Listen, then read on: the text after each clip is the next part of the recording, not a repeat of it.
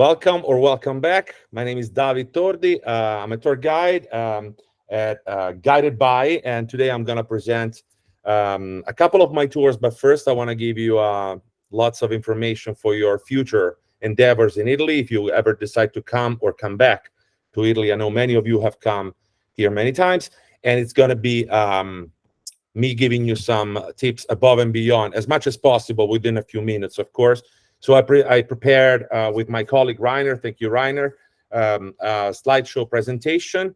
On this first page that you see, you can see a bunch of information about basically what I do and my personal email at Guided By in case you have any questions after this talk. We're going to have a Q&A at the end, but just so you know, you're always free to email or text me anytime.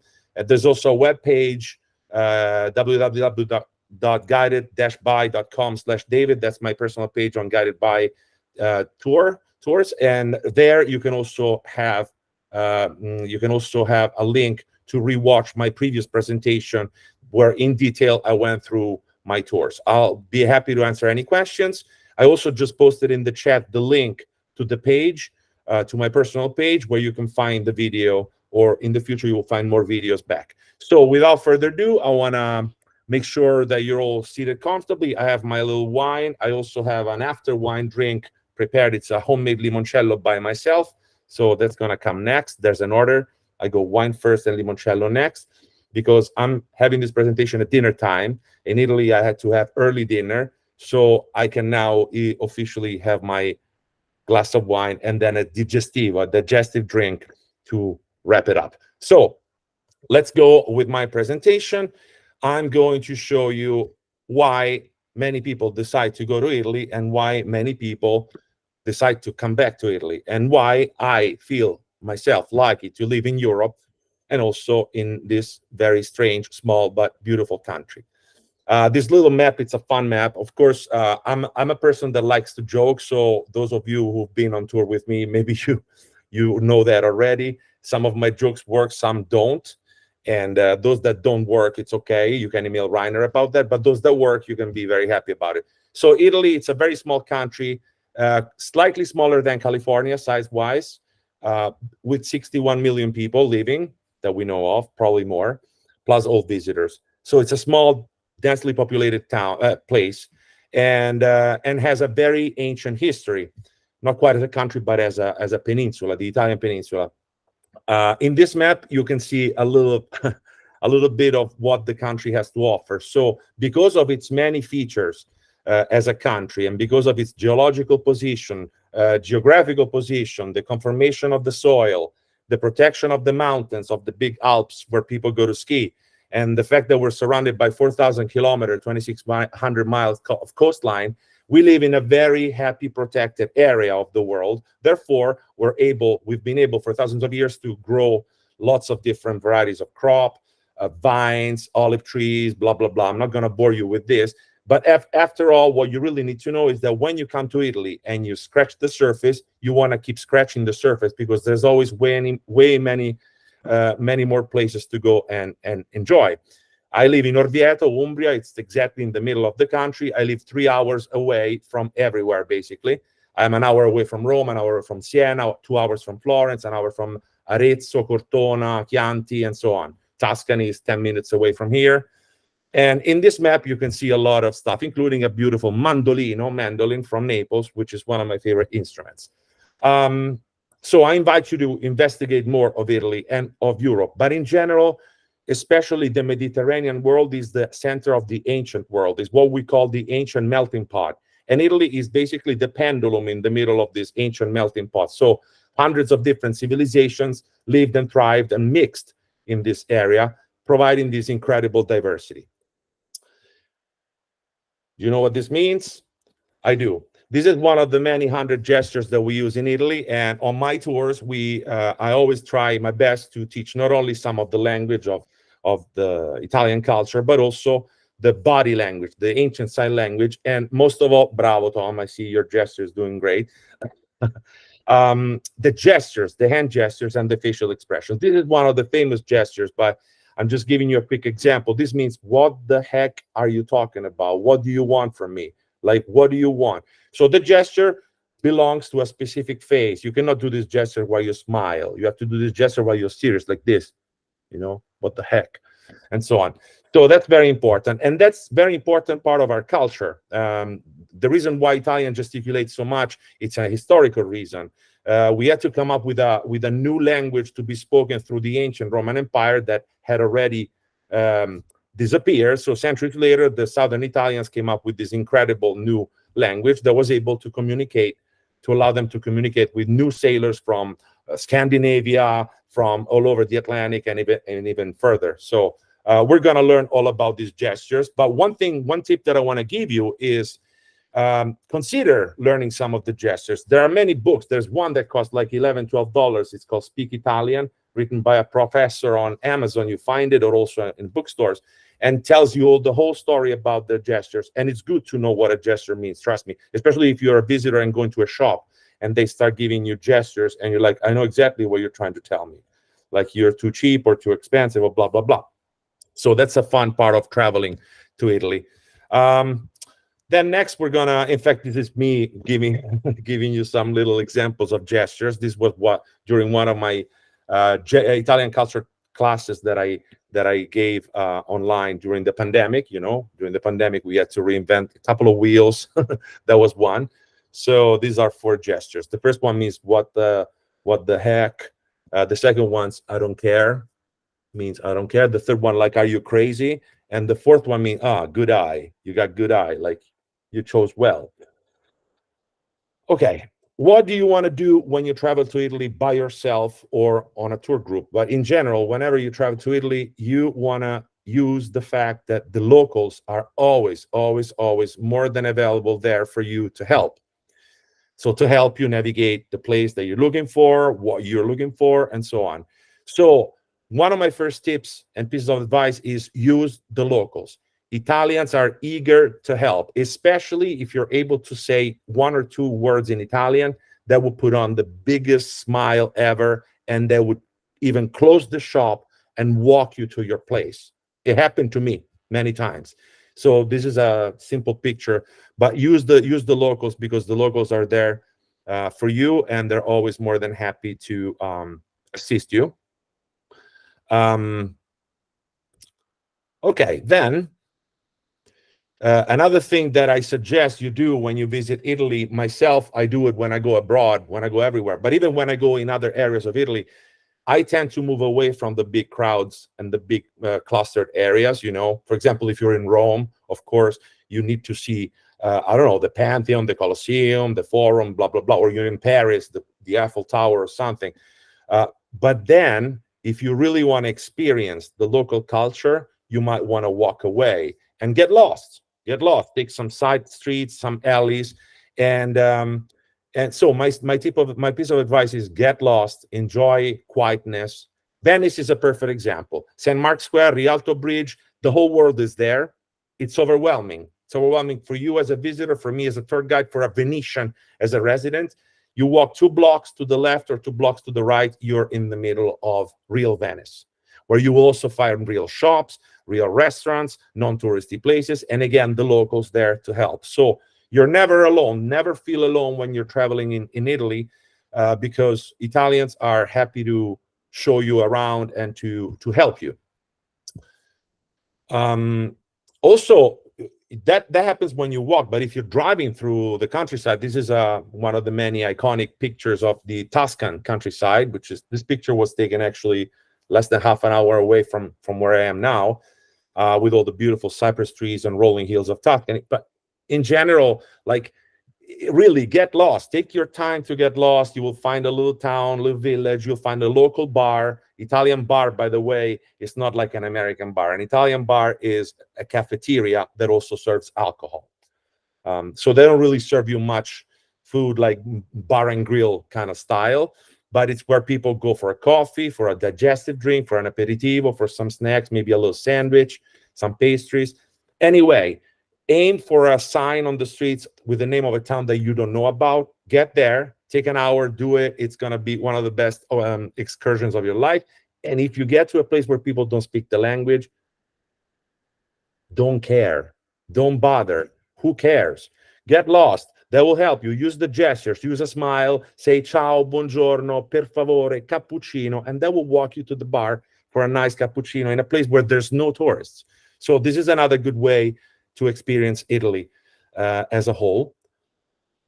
Another thing that I strongly encourage all of my friends that travel with me, all of what we call the tour members, but we all become friends after a couple of days on tour, is to enjoy the Italian stroll, the so-called passeggiata. The passeggiata is a very important thing for the Italians. As you can see in this picture, there's people of any age, from little children to elderly, usually kids with grandparents, with parents going around for a gelato, for a little stroll. Some people dress up, some people don't dress up, some people, they just take their stroll, very slow pace. If you're from New York, for example, that's going to be the slowest walk of your life. But trust me, that's part of the culture. People have no place to go. They get down the street, they wear something nice or less nice, it doesn't matter. They go for a drink, they have I don't know, a gelato, or meet their friends, and then they stroll aimless. And then they walk back. We call it also the struscio in my area. The struscio is the rubbing. When it's a crowded place, there's people shoulder to shoulder walking. Doesn't matter. You make new friends. You hit somebody's shoulder and like, oh, what's going on? Yeah, did you see the game? Oh yeah, they sucked. They were bad. Oh no, they won. They were great, and so on. So you make new friends and you go for another drink.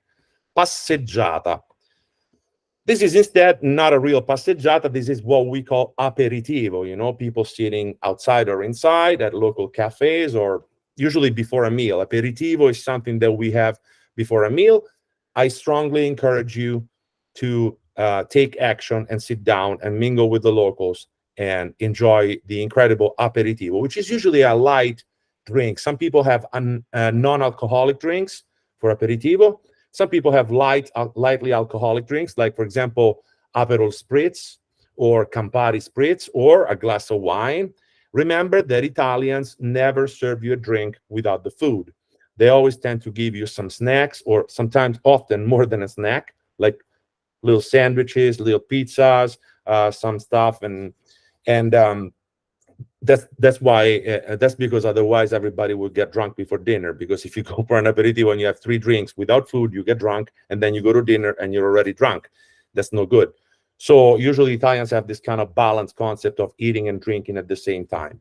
This is a picture that I took in Parma, in the beautiful city of Parma, which is actually one of the cities where we're staying for 3 nights on my Emilia, Romagna, and Marche tour, which is called by the Italians one of the 2 most French Italian cities of Italy, with Turin in Piedmont. As you can see, the town is very stylish and elegant, and beautiful cobblestones, beautiful architecture, incredibly clean. And it's also where the Parmigiano Reggiano or prosciutto di Parma come from. So it's one of those towns that we call as tour guides a win-win town, because you get there and you get it all.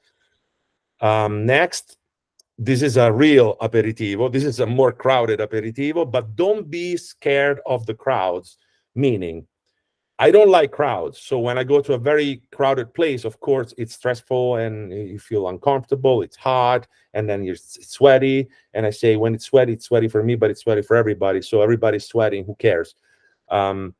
But here in this picture, you have the core of Italian culture. This is more of a young crowd, but there's people of different ages in this picture. But this is a real aperitivo in a university area where there's a bunch of students mingling with the locals, mingling with the tourists, and they all party. And they don't have to do anything wild. They sit and chat for hours. And then you can decide, okay, I'm done, I'm leaving, or you can stay as long as you want. One night aperitivo potentially can make you like 50 new friends. I'm not kidding. And it's amazing. And you forget about the crowds, and the sound of the crowd becomes the soundtrack of your aperitivo. So it's pretty cool. I really enjoy it. I actually, when on my free time, when I'm guiding tours, I look for places like these, exactly like these. Also, for those who, of course, those who go to mass and go to church, another thing to really enjoy in Italy is to go to celebrations. if you're Christian, or even if you're not religious, it doesn't matter, honestly. You go and you experience, maybe for 10 minutes, half an hour, the whole ceremony, it doesn't matter. You experience some of the local culture. Italy is a country that's, culturally speaking, Catholic, also because the Pope is technically speaking in Italy, even though he's in another country called Vatican State, the little heart of Rome. But technically speaking, is in Italy. So whether you're Catholic or non-Catholic or non-religious, it doesn't matter. Often you can jump into one of these incredible celebrations, feel the culture of the ancient times, and at the same time explore a place that's amazing, because most likely it's going to be an incredible cathedral with incredible architecture, sculptures, paintings, mosaics, and so on. And often when there's celebration, when they celebrate mass in a church, you don't pay the ticket. So some churches where you usually have to buy a ticket to go inside, when there's mass, you're free to join mass, so you're free to walk around. Of course, if you have to walk around, don't take big pictures with huge flash and stuff. Be mindful. There's people there worshiping, but you can explore. You can kind of enjoy a little bit of everything: the celebration, the vibe, and the art of these incredible thousands of churches that we have in Italy. Oh, this picture instead is from my hometown, Orvieto. This is Piazza del Popolo, the square of the people. The big brown building you see was the site of the basically the prior, the lord of the town in the Middle Ages. And this is our farmers market that for over 500 years, every Tuesday and Saturday, even during the war, has been happening in Piazza del Popolo. And there's a lot of food stands and non-food stands. So there are two sections of the square. One section, this one, it's all food, fruit, vegetables, cold cuts, cheeses, vegetables, lots of stuff. The next section on the other side of the building is kind of the home, the home supply section: clothes, shoes, home supplies, all sorts of things that you need. Why? Because Italians don't really like to go to a big grocery store like a mall. In the US, when I lived in Boston, I remember we would go to the mall. I did go, but that was not really part of my culture. The way we do it, especially when it comes to food, we go to the local shops, the local veggie guy, fish guy, the fishmonger, the butcher, the fruit guy. Italians are famous for, I know a guy who knows a guy who knows a guy who knows a guy, and then you got a network of people. When you find the right stuff for your palate or your style, clothes-wise, you don't really need to go anywhere else. I rarely go. I think I go to the mall maybe once every month and a half for stuff that I can easily buy there, maybe for cheaper. But when it comes to food, I don't care about the price much. I care about the quality, and I want to know where the stuff comes from. So that's why there's a lot of trustworthy networks. Every Italian has their own network, and I invite you to consider that when you travel as a traveler, when you come here, ask the locals, like, where is your favorite vegetable guy or lady? I'll take you there, and they walk you there. Or follow the old ladies, or follow the old man that usually go to the bakery and go, and for sure you will find the right place for what you're looking for. Farmers markets are something I strongly invite you to consider every time you travel. This picture I took 2 days ago. The guy among the blue boxes, that's my friend Paolo from the nearby town of Bolsena. That's the guy where I go to buy my fruit and vegetable, and it's all stuff that he grows in his fields. So the quality of the food is great. The price is incredible, like €1 per kilo, $1.20 per kilo, every 2.5 pounds of whatever you want, maybe €2. Usually we eat seasonal in Italy. We don't really look for. I don't go and buy tomatoes in January, honestly, because I know that they're tasting fine. They're not bad, but I know the real taste of a July or August tomato from Paolo. So I'd rather put my tomatoes in a jar in August, seal the jar, vacuum seal the jar, and when it's January, take out the jar from the pantry and make my sauce. That's how we do it. So we eat seasonal, fresh, and simple. That's basically the ABC of Italian cuisine. Those who tell you this recipe is complicated, Italian recipe is complicated, no. Italian recipes are simple. They all come from poor cuisine. Poor people cuisine, so you needed two. If you had 3 ingredients, you were lucky. 4 ingredients, it was luxury. So there's no more than 3 ingredients in an Italian recipe. Another thing that I invite you to do, this picture is not mine, but I was there that day. This is a picture of Santa Lucia, St. Lucy. Many people think Santa Lucia is from Sweden, but actually Santa Lucia is from Palermo, Sicily. It's celebrated and worshipped in all over the world. But Santa Lucia is in Palermo, in Syracuse, not in Palermo. In Santa Rosalia is in Palermo. When you're in Sicily or in Italy and it's local Patrons Day celebration, that's a big party. That's a big time party. The whole town parties. There's going to be people giving you food for free on the streets. You can do donations. You sit down, you mix with the locals and follow the celebration, because there's always music, entertainment, and you see people's faces like on steroids, happiness on steroids. So that's another huge cultural thing. So travel also looking at the calendar. Where am I going? I'm going to Orvieto. Okay, great. Orvieto, March the 19th, St. Joseph. It's our patron saint. So if you happen to be in Orvieto, March the 19th, you will find yourself in a stream of parties. I'm using my town as an example, but we have 365 days of the year. We have more than 365 towns, so every town has more than one party a year. As I was mentioning, when you get lost through the little side streets and alleys, away from the big crowded areas and the big names, the big highlights, you end up meeting locals. You end up meeting local shops. You end up meeting what we call bottega. Bottega, Bottega, is the crafts shop. Whether it's food crafts or non-food craft, doesn't matter, because Italians consider food and non-food still a craft, something that's made by hand, by the locals, by people.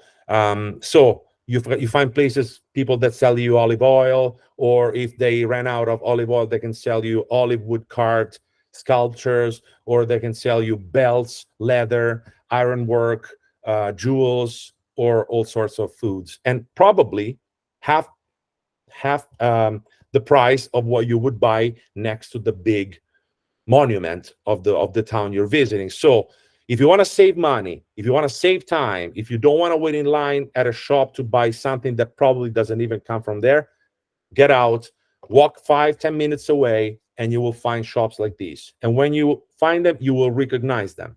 You see the locals there. You don't see tourists. You see the locals. You go in, they'll welcome you in, and they'll give you a great time. And often, if you want, another tip that I would like to give you, ask for a discount. Italians are okay with discounts. If they can give you discounts, they'll be more than happy to ask for a discount. I'll write the word in the chat, but the word for discount, I know many of you know, it's sconto. Sconto, S-C-O-N-T-O, sconto. So you say sconto per favore, nice smile, sconto per favore, you pronounce it in Italian, good or bad pronunciation, doesn't matter. It works. It always works. Okay. This is a friend of mine. This is Felicita. Felicita, she is the 5th generation baker in Cortona, the oldest bakery in Cortona. Cortona is a town in Tuscany, famous in the world because it's the place where they filmed, and the book was about was set for the movie and book Under the Tuscan Sun, with Diane Lane, the movie where she drops everything and leaves and comes to Tuscany. Cortona is where they filmed it. And I was there. Actually, I saw 2 hearts coming up. That was Wes and Shelly, because we were there with them. And she showed us her bakery. We sampled some of the incredible delicacies that she and her mom and her dad and her brother and the other brother, they're like a bunch of people in their shop, makes. And it was just amazing. And there was no tourist there. It's a side street in Cortona. You get there. All the local people of Cortona go there. €10, you go back with the best bread, focaccia, cookies, biscotti, well, blah, blah, blah. I'm getting hungry again. I'm sorry. This is another gentleman. This is a wood carver, you see. This guy has been doing this job for his whole life. Probably was 8 years old when he started the job. And these jobs you don't really learn just in school, technical schools or something. You need to learn it in the field. So when you meet people like these, you want to understand what they do. Even if you don't buy anything, you don't have to buy. You can look in, ask few questions. If there's no communication, language communication, no problem. Observe, take pictures, look at what they're doing. It's an art. These people are real, true artisans. And Italy is full of thousands and thousands of artisans still in 2024. Times are changing, of course, but still in places like Rome, Florence, Venice, where, you know, the big crowds go usually, you still find, again, away from the main areas, you find hundreds of these amazing artists, women and men, boys and girls, doesn't matter, of any age. And that's also why I personally guide tours at Guided By that focus on smaller venues. We stay longer in smaller towns so we can fully and deeply learn the culture and really meet the people.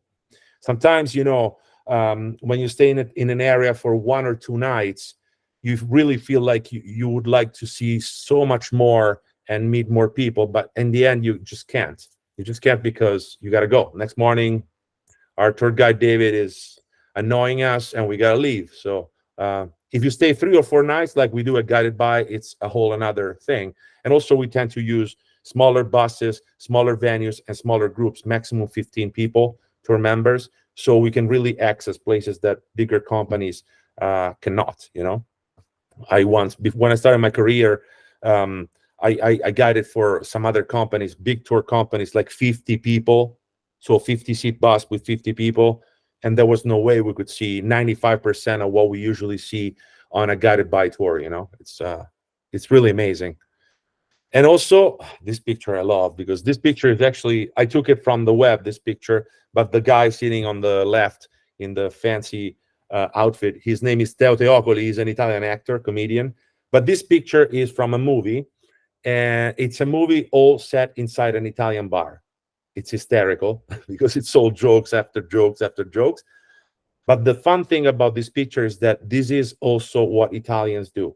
I got to go to work at 8 in the morning. Okay, great. I'll get to my local bar at 7:15, spend like half an hour meeting the same people in the morning, hanging out, chatting, discussing, you know, sometimes even fighting, verbally fighting about the game, politics, or who knows, boys and girls, depending what your interest is, and so on. And then you go to work. It's kind of a way to distress, to release your stress in the morning before jumping into your working day. And this is very typical. There's people, of course, that are retired people that have plenty of time, so they spend a lot of time at the bar playing cards, hanging out, like these guys here. These guys here, you see these gentlemen, these people, for sure are retired, and they spend their time between home, the local bar, going to the local deli shop to bring the food home, and they're playing cards. According to the cards I see on the table, I think they're playing Scopa, which is one of the many card games that we have in Italy. And yeah, anyway, again, part of the culture. Sit or stand next to them, it's fine. Look at them, look at how they gesticulate, look at how their faces go, look at what they do, and then 5 minutes, and it's a great experience. One thing that I suggest, heavily suggest, and I know several of you already speak amazing Italian, but if you want to experience any place, in this case, I'm speaking about Italy, but we have my good friend and guide and colleague, Jorge from Spain, or Rainer, that guides also in other countries. You know, when you go to a foreign country, you at least want to try your best to kind of learn those 10, 15, 20 words, even if your pronunciation is not perfect because you didn't really take a class, even though it would be great if you could take a class. That will make your travel and your experience much smoother than point blank being in another country and not knowing a word. So know how to say ciao, buongiorno, per favore, please. Ciao means hello, buongiorno, good morning, per favore, please, buonasera, good evening, sconto, discount, blah, blah, blah. 10, 15, 20 words, it's already a gate opening for your experience. So I invite you to learn Italian. Nowadays in 2024, you can learn languages like no problem. Phone apps, online classes, in-person classes, name it, books, self-teaching yourself. I mean, it's amazing. I want to share with you, in fact, some names. So those who are interested in this, you can take a picture of the screen or a screenshot of the screen. I can even, if you email me, I can send you this file, of course. But often when you travel to Europe, and especially to countries like Italy, one of the main reasons why you come here is also the food, right? Am I right? Some people come here because they want to try Italian food. If you come here and I met once in Florence a little group of solo travelers from United States, and they said, "No, but we don't eat Italian." I'm like, "What do you mean you don't eat Italian? You came to Italy. What do you mean? No, we don't like Italian. We don't like Italian at home." I'm like, "Okay, it's fine." But just they were looking for a Chinese restaurant in Florence their first day in Europe ever. So I was like, "Okay, not a problem. I'm just giving you some suggestions." There was a good Chinese restaurant down the street, which I love Chinese also. But if you come to Florence, why not give it a try and eat the local restaurant? So they went to the one that I suggested, the local restaurant. And the next morning at breakfast, I was running a Rick Steves Europe tour in Florence. And then the next morning, one of these ladies with this big hat came to me and hugged me and like, "That was the best meal of my life." And I was like, "Thank you. I'm glad." So anyway, regardless those funny ladies that were very funny, I want to give you some little names. So very quickly, 1 minute, but there are many eateries in Italy. Not all of them serve the same thing. Actually, each of them specifically goes to something else. The real ones that you want to know are for sure Ristorante, the first one, which is a restaurant that can serve national and even international cuisine. Ristorante, restaurant. Trattoria, it's a local restaurant that serves a wealth of local recipes. Okay. Then you have osteria. Osteria, it's a very small selection. Osteria is usually, you go there, you eat what the owners are cooking for themselves. If you don't like it, smile. The door is over there. You leave. They're not going to make you anything else. You choose. You could, your choice. Your choice is very, very limited. Then you have taverna, tavern, which is also a place in the old days people would go eat, drink, and play games. So some places are even called taverna. Very local food. Enoteca, enoteca from Greek. The Greek language, enos, is a wine restaurant. It's a restaurant that has a nice menu, not that big, not that big selection, but lots of wine and spirits. So big selection of drinks. Fiaschetteria, it's the ancient enoteca. It's the place where there's only one kind of white wine, one kind of red wine, no Coke, no Sprite, nothing else, just that. And so you go there if you want to have a very old school experience. Pizzeria, of course, it's a pizza place that can be round pizza or even square pizza. In central Italy here, between here, Rome, Tuscany, we also make squares. We make trays of pizza and then we cut them in rectangular shapes or square shapes. And then you can pay by their slice, like €1 per square. And that's a great quick snack. Forno, bakery, if you want any bakery goods. Tavola calda is the Italian fast food. So we even have fast foods, but our fast foods are more like pizza, sandwiches, fried food, focaccia, stuffed focaccias, and so on. Then you have bar or cafe. So it's the cafeteria, is the Italian bar, which is a cafe. The French call it café. But they serve coffees, cappuccinos, blah, blah, blah, and also spirits, wine, alcohol, and savory and sweet snacks. It's a perfect place for a morning coffee or for an aperitivo before lunch or dinner. Gelateria is the gelato shop where they usually make gelato from scratch. Pasticceria is the pastry shop, same root, pasticceria pastry. So all sweets. Paninoteca, it's a sandwich shop. Paninotech, you would say in English, sandwich shop.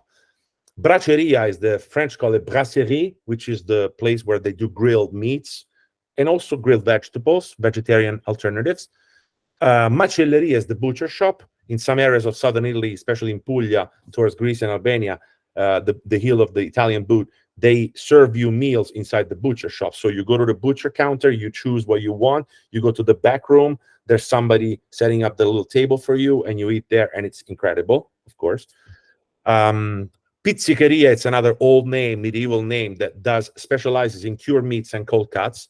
Norcineria, from my region, Norcineria is where they specialize on the art of curing meat and deli. So they make fresh salamis, dry salamis. All the techniques of curing are a technique by the Norcino from the town of Norcia, where St. Benedict of Norcia comes from. And it's in Umbria, it's in my region. So if you like cold cuts, Jorge, if you like cold cuts and you want to come back to Italy, please come to my region. I'll show you some norcinerias, trust me. Agriturismo, it's a place that I love. It's a farm that also by law can provide you with local foods and accommodation in the farm. So to make more money, because farming is not a very lucrative business anymore, the Italian government years ago issued this law where the farmers could set up a few rooms, a little eating room, and they could host guests. And yes, you're invited, Jorge. Yeah, everybody heard you're invited.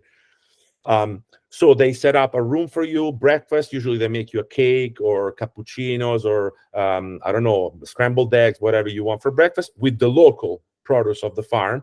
And you have a bedroom upstairs with bathroom. Some of them are very fancy, some of them are more rustic, but they're all incredible. And again, very local activity. And in fact, on our tours, often we try also to look for places that go to the countryside in the agriturismo style, where they serve you amazing food produced within the farm or nearby the farm. And then last, one of the key words of Italian culture, food and party culture, is the Sagra, Sagra. Sagra is a food festival. Everywhere in Italy, every town has at least 2, 3, even 5 sagras a year. Meaning, in my town, for example, we are famous for wild boar meat. We are famous for porcini mushrooms. We are famous for truffle and also a couple of types of pasta, umbrichelli and pappardelle. Anyway, I'm not gonna interview you or if you're memorizing these names, but what I'm trying to say is that wherever you go, you will find incredible food festivals according to the I'll show you in a second. Incredible food festivals according to your interest. You're in town during the Wild Boar Festival. You want to try a wild boar? Go to the Wild Boar Sagra. There'll be 1,000 people. There'll be a line. There's going to be paper plates. It's very simple. There's going to be live music, benches, and tables. But what matters is that the food is outstanding, cheaper than any other restaurant, and it's the experience that you will bring home. That's amazing. When you see a Sagra, a sign saying Sagra, go. If you have time, of course, and you want. Another way to find great food in Italy is to follow the local slow food and slow wine guides. All these guides are updated every year. Actually, one of my good friends and colleagues, Francesco Gronchi from Volterra, he's one of the writers of Slow Wine Guidebook. So he goes around Italy tasting thousands of different wines, and he writes them in the book. So he's a good friend. Of course, he's a good friend. Why wouldn't he be a good friend of mine, right, Reiner? He's also a good friend of yours because we like wine. We don't like Francesco. We like the wine. But I'm joking. Anyway, another thing to find authentic cultural insights and events in Italy is to aim for some cultural concerts or movie plays, cinemas, even like like poetry recitals and stuff. Go to the university areas, go where the students are, where the youngsters are, because there will be amazing posters on the wall showing you dates, locations of what you can be interested in. If you're interested in an acoustic guitar trio concert and you happen to be in Orvieto passing by, most likely you might find a poster on the wall saying Bartender, which is my band. Maybe you see my silly face on the poster, and then you can come and maybe join for a drink or dinner or even nothing and listen to some good music, which could be 10 minutes, an hour, the whole night. It's up to you. We don't play the whole night, though. See, this is a typical Sagra setting. I made this picture composition for you because this is really crucial. Sagra, you see 38th, Sagra del Cinghiale, Wild Boar Sagra. The poster is super ugly. The color is super bright, but it hits your strikes, right? It hits your eye and gets your attention. And you see these young boys with the Sagra t-shirt with the Wild Boar logo. Actually, Reiner, they have a logo like guided by here. So they're serving you. People are seated. Some people wait in line. Some people get the table. There's live music, dancing, and so on. My parents are fanatics for this. They go out with their friends. They're retired now, and whenever there's a Sagra, summer or winter, they go. They aim for the food, for the dancing, for the laughs, and go back home. And really, you don't find tourists here. So my suggestion, if you find a Sagra walking distance or taxi distance, go, go, go. This is me playing the guitar. Now, one of the questions that I wanted to answer, because I've got some emails from you, like, how do you integrate music in your tours? Because I'm a tour guide, but also I'm a professional musician. I have two jobs, and I tend to try to do both the best way I can. And often when I guide tours, most likely then, almost always I carry my own guitar. But even if I don't carry my own guitar, I might find somebody locally along the tour where I can steal the guitar. I think this guitar, in fact, it was somebody, and it was a bad guitar, but it did the job. We jammed a little bit after dinner a couple of times, and then we called it a night.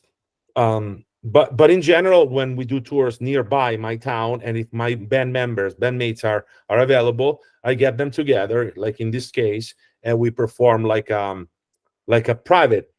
Then it becomes public, because if you play in a bar and there's people hearing like music, they all come in and start drinking and eating. So it becomes a party, put three guitars together and it's a party. But I always try to do this and integrate it in my tours, and especially at Guided By, I have to say, having smaller size groups and being myself, the one that decides all the vendors, all the venues, and all the places, and all the timing and everything.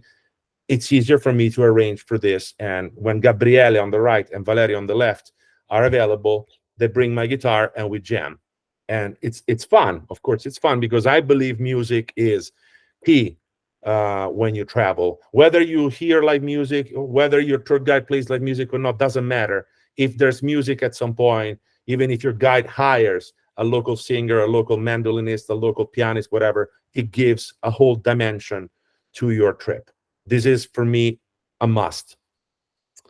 This is my band in full set on stage. This is how the band is. If you're interested in the band, you can Google it. But our website is easy, bartendersound.com. You can see a bunch of videos, listen to some tracks. We're also on all the music streaming platforms. Anyway, that's good. Music is a huge part of my tours.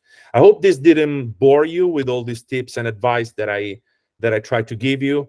And I hope I didn't talk too much. I don't know, Rainer, tell me if there's something else you want to add or you want me to answer. At the end, we can do some Q&A, of course. I'm more than happy to. Great talk, David. Well done. Fantastic. Grazie. Grazie. Yeah. Okay. Are you going to, why don't you do a real quick brief run through of just the places that you're going to visit on your tours, then we'll continue from there. Yes. Okay. So in the next few slides, in about 5 minutes or so, I'm going to quickly give you an overview of my two tours that I designed with Rainer at Guided By. The Central Italy tour, which is my home tour, that usually starts in my hometown Orvieto for 4 nights, and then the other tour that I designed last year, and I'm gonna run it again in April 2025. It's Emilia Romagna and Marche, which probably several of you know these regions. Many of you might not know these regions because they're not as famous as, of course, Tuscany, Sicily. But I'll give you a very quick overview. Now, this is the tour of Emilia Romagna and Marche. These two regions, Emilia Romagna and Marche, they are placed basically north of Tuscany, south of Milan, and so south of northern Italy, per se, and touching the Adriatic coast, an area where many tour companies don't go to. And in a way, it's a shame, because this is one of the richest, culturally richest areas of Italy.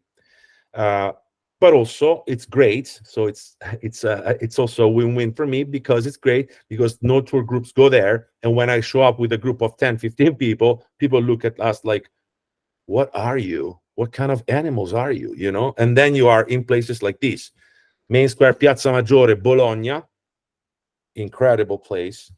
The tour begins in Bologna for 3 nights, where we learn how to make fresh pasta. Bologna is the capital city in the world for fresh pasta. So if you like lasagne, tortellini, cappelletti, tagliatelle, fettuccine, pappardelle, blah, blah, blah, blah, go to Bologna.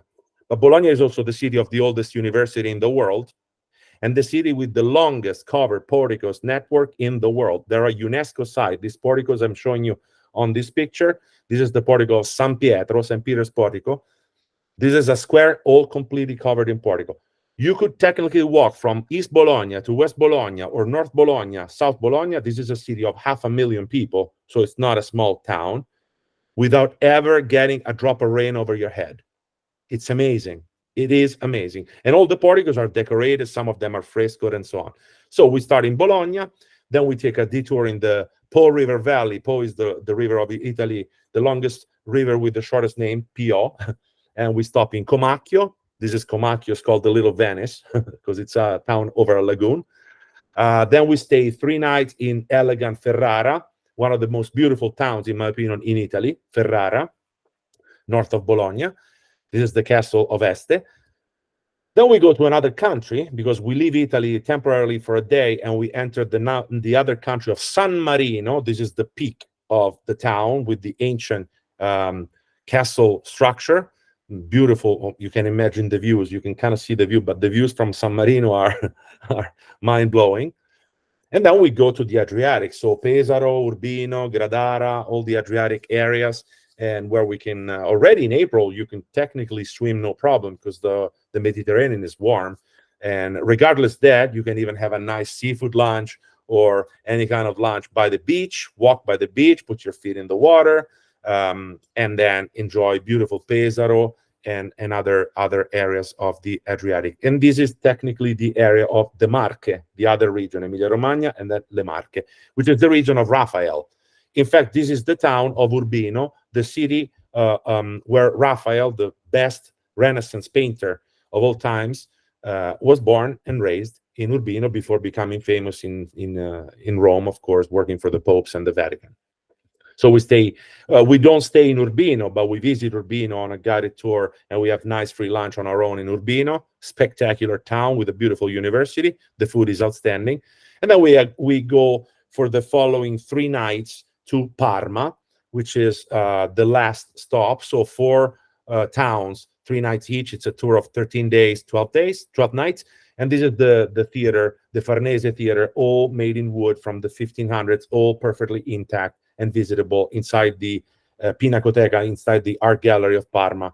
Parma is another place where people hear the name, they think of cheese and prosciutto, great. But then you visit Parma and you go back to Parma because it's a town that it's just incredible.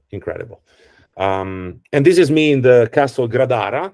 This is we were having a walking tour on my last Emilia-Romagna and Marche tour in the beautiful medieval castle of Gradara. You see the landscape of the Marche. This is the landscape of Le Marche, which many people, when they see it, they say, "Oh, it looks like Tuscany." It does look like Tuscany because it's still central Italy, so gentle rolling hills. But Marche has the sea, the hills, the mountains, the lakes, the rivers, the art, the history, the food. And price-wise, Le Marche is not comparable to famous regions. Le Marche, 20 euro a person, you have an unforgettable dinner at a restaurant, guaranteed. And I'm not joking, with also great wines. I need a second break. It's getting dry, you know. Okay, so that was an overview of my first tour of the Emilia-Romagna Marche, and this is Central Italy tour, which is I would say my baby, because this is the very first tour that I did at Guided By, and I think it was one of the very first tours that Guided By ever did from the beginning of our adventure together. I designed this tour 3 years ago. I already ran it 3 or 4 times, and it's 12-day, 11 nights tour. We start in Orvieto for 4 nights, and we then go into southern Tuscany, Sovana, Pitigliano for 3 nights into the heart of southern Etruscan Tuscany, and then we go to Cortona for the last 4 nights. And I mean, logistically speaking, both tours, the first one I showed you and this, are perfect for landing in Rome, landing in Florence, leaving from Rome, leaving from Florence, or even Bologna. If you're taking the Emilia-Romagna Marche tour, you land in Bologna, beautiful international airport, small, so less complicated to navigate, or Milan, it's an hour train ride. Anyway, both tours are logistically speaking very easy. This is a view of my hometown Orvieto from the top of the clock tower. This is a sunset, and no, sundown, sorry, this is a sunset, yes, sunset. That's the cathedral, the Duomo of Orvieto. That's where I used to play soccer with my friends, just by the steps of the cathedral. And that's where we grew up. My parents live 2 blocks down to the left of the cathedral, right there. And this is my home, where I was born and raised. So we spent 4 nights in Orvieto exploring the town on surface, underground, because Orvieto has a network of 1,200 underground cavities, like underground sites, which host a lot of ancient archaeology that predates the Roman times also. So it's for those who like archaeology, this tour, Central Italy, is mind-blowing, trust me. And also we take a couple of days out, excursions out. We go see further south, closer to Rome. We go see the Etruscan tombs, necropolis of Tarquinia, and then we come back to home base Orvieto. So for night, home base is great because you can unpack and chill out and relax. And then we take off and we hit the road into southern Tuscany. This is a place in the region of Lazio, which is the region of Rome, the sacred park of Bomarzo, with these 60 Renaissance sculptures from the 1500s by this incredible architect. They used to own the park. And it's a place where we go and visit, and usually it's only us taking a guided tour of the sacred park, and it's an experience. Those of you who went, I hope you can confirm it. It's an incredible experience, and it's definitely way more than off the beaten path. It's incredible. This is the town nearby where we're staying for the second stop. This is Pitigliano, an ancient town like Orvieto on this volcanic rock cliff overlooking southern Tuscany in the region of Maremma. The southern part of Tuscany towards the coast is called Maremma. It's one of the least known areas of Tuscany, and yet, in my opinion, it's probably the most authentic part of Tuscany. And again, less crowded, less touristy, and locally speaking, amazing. And again, I'm sorry, I also love food, and the food in the area of Pitigliano and Soana, it's just, for me, it's among the best. So in Italy, so which says a lot. While we stay around there, we also take a visit to the Mediterranean Sea. On the way back, we stop at the ancient sulfur water springs of Saturnia. These water springs were already in use 2,500 years ago, when the pre-Roman civilization of the Etruscans realized that this water, this sulfurous water, warm water, had these incredible features that benefit your skin, your digestive tract, your eyes, and everything. So they always swam there. You sit there like in a warm spa and bathe for 20, 30 minutes, an hour. You take a break because the water pressure, the blood pressure drops if you stay there too long, because sulfur hot water lowers your pressure. But we go there with water shoes. We spend maybe an hour and a half. We have the experience. We really enjoy this very simple. This is a free activity, my friends. So our drivers drop us off right there. We put on our bathing suit probably at the restaurant before we stop there, and then flip-flops, but better walking water shoes. We get off the bus with our towels that our hotel kindly gave us, and we go into the water. And then we go back on the bus smelling like rotten eggs, but all very happy and with a lot of fun. And then, of course, after 3 nights in Sovana, in southern Tuscany, we go to central eastern Tuscany in the area of Cortona, bordering Trasimeno Lake, the town of Under the Tuscan Sun. But also Cortona is the town of Luca Signorelli, and it's one of the 12 Etruscan city-states that created the ancient pre-Roman civilization federation of the Etruscans. Cortona, we will explore the town, the nearby area. We will go to beautiful town Arezzo, which is the town also where they filmed most of the movie by Roberto Benigni called La Vita è Bella, Life is Beautiful. We visit Arezzo with my friend and colleague Axel. And then we take a drive into Umbria, weather permitting, to the Trasimeno Lake, or maybe we go into the central part of Umbria to see a couple of hill towns like Spello, Bevagna, and Montefalco, where we also happen to taste some local Umbrian food. And then this is a main square, Sovana, which Sovana is considered one of the best preserved medieval villages in Europe. And in fact, 90% of what you see in Sovana is still original. including the pavement of the squares of the streets. And our hotel actually is in Sovana. We stay at the Sovana Hotel, and it's an experience. Beautiful hotel, 4+ star hotel, in the countryside, between countryside and town of Sovana. Yes, I see Wes and Shelley. They enjoyed it. Thank you. That was great. And again, when possible, if we stay in Orvieto or half an hour drive from Orvieto, my band has to show up. One day or another, we have a 12-day tour. One day out of 12, if they don't show up, something's wrong. So we have to make sure that we were very dressed up. We were at this beautiful Tuscan wedding. So we were wearing like ties and suits and stuff. Very uncomfortable to play, but that's what we had to do. But anyway, in all of my tours, food is key, music is key, but really what really is key is the authenticity of the experience. I cannot stress this out enough, my friends. Whether you travel solo, whether you travel on a group, small group, big group, or by yourself, look for authenticity, because we're going towards an era. The next few years is going to be more and more travelers, mass traveling from place A to place B to take a couple of Instagram pictures and go back home and not learning much about the place. We want to go the other way. At least me, I hope I'm speaking for Guided By, but for sure, David Tordi, I'm going the opposite way. I want to take friends and people that want to experience and understand the local culture. That's what I would do next time I go to Spain to visit my friend Jorge, because we also have a jamon serrano and prosciutto blind tasting competition. I hope I didn't bore you. I'm almost done. This is me. In the background of this picture is my hometown Orvieto on this beautiful cliff.